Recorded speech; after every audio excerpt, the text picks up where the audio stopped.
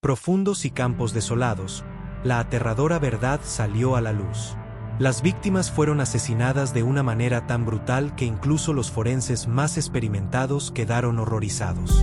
Un verdadero monstruo estaba cazando a los seres más pequeños y vulnerables de la sociedad. El asesino no utilizaba armas de fuego ni tecnología moderna, sino que empleaba la astucia y dulces mentiras para atraer a sus víctimas. Solía disfrazarse de monje, de vendedor ambulante o de filántropo que buscaba niños para ayudarlos.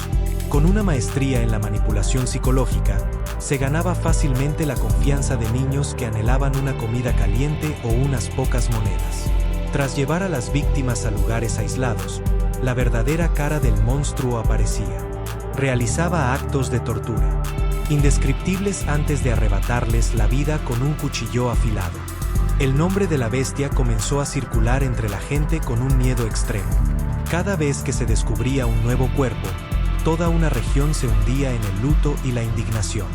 La policía colombiana enfrentó una presión enorme al darse cuenta de que perseguían a un asesino con una movilidad increíble que sabía borrar todo rastro en la escena del crimen. Nunca se quedaba en un lugar por mucho tiempo. Se desplazaba por las carreteras principales, atravesando varias provincias, convirtiendo a toda Colombia en su enorme coto de caza personal.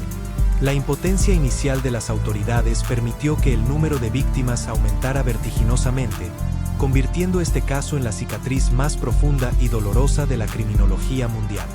Cuando el número de desapariciones aumentó hasta niveles incontrolables, el gobierno de Colombia se vio obligado a formar un cuerpo de élite interinstitucional para detener esta pesadilla.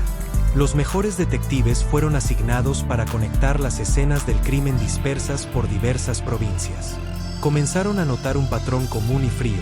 Las víctimas estaban atadas con un tipo de nudo especializado y las escenas siempre se ubicaban en áreas con amplia visibilidad pero extremadamente difíciles de alcanzar. Esto indicaba que el perpetrador no solo conocía el terreno, sino que tenía una paciencia aterradora para esperar a su presa.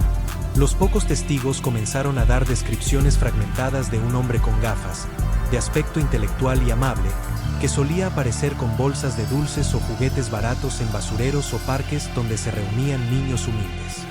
El giro decisivo del caso ocurrió cuando la policía encontró una vieja libreta caída cerca de una escena en Villavicencio. En ella no solo había diarios extraños sobre la satisfacción tras cada crimen, sino también una lista con nombres de decenas de niños y símbolos misteriosos que luego se identificaron como coordenadas de fosas comunes. A partir de estas frágiles pistas, la figura de Luis Alfredo Garavito surgió de las sombras. No era un demonio de apariencia monstruosa, sino alguien con la capacidad de camuflarse perfectamente bajo la piel de un ciudadano común. Viajaba en autobuses intermunicipales, dormía en pensiones baratas y siempre llevaba varias mudas de ropa para cambiar su identidad inmediatamente después de actuar. La persecución se volvió asfixiante cuando Garavito mostró un instinto agudo para evitar ser capturado. Cambiaba constantemente sus rutas e incluso huyó a países vecinos como Ecuador para continuar con sus crímenes. Sin embargo, un error fatal al intentar acercarse a una nueva víctima en una feria lo puso en la mira de un guardia de seguridad alerta. Al ser detenido por primera vez, negó con calma todos los cargos, creyendo que su inteligencia superaría cualquier interrogatorio. Pero no sabía que los investigadores ya habían reunido suficientes pruebas forenses y testimonios impactantes para obligarlo a enfrentar la verdad aterradora que había intentado ocultar durante tanto tiempo. En la sofocante sala de interrogatorios, Luis Alfredo Garavito mantuvo inicialmente una calma aterradora, mirando directamente a los ojos de los investigadores con una sonrisa desafiante. Sin embargo, al enfrentarse a pruebas forenses irrefutables y a las fotos de las escenas del crimen desplegadas ante él, su máscara comenzó a romperse. No fue por arrepentimiento, sino por una arrogancia enfermiza de querer ser reconocido por la magnitud de sus crímenes. Garavito comenzó a confesar.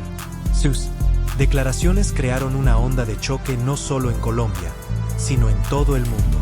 Relató detalladamente cada caso, recordando el rostro de cada niño y cómo los había engañado. Su voz era monótona y fría, como si estuviera hablando de una excursión en lugar de masacres brutales. A medida que pasaban los días, el número de víctimas aumentaba vertiginosamente, dejando a los investigadores atónitos.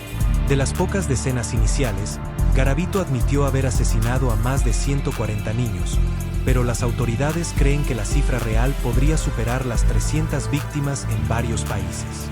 Incluso ayudó a la policía a reconstruir el mapa de las fosas comunes, guiándolos a terrenos baldíos donde esqueletos habían permanecido bajo tierra durante años. La imagen de Garavito con un chaleco antibalas, rodeado por fuerzas de seguridad y ciudadanos indignados que gritaban por justicia, se convirtió en un símbolo oscuro de aquella época. Lo más terrible no fue solo la cantidad de víctimas, sino el cálculo detallado en su elección de objetivos.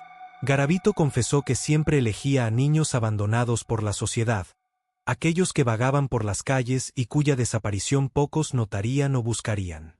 Se veía a sí mismo como una entidad con el poder de decidir la vida o la muerte de los débiles.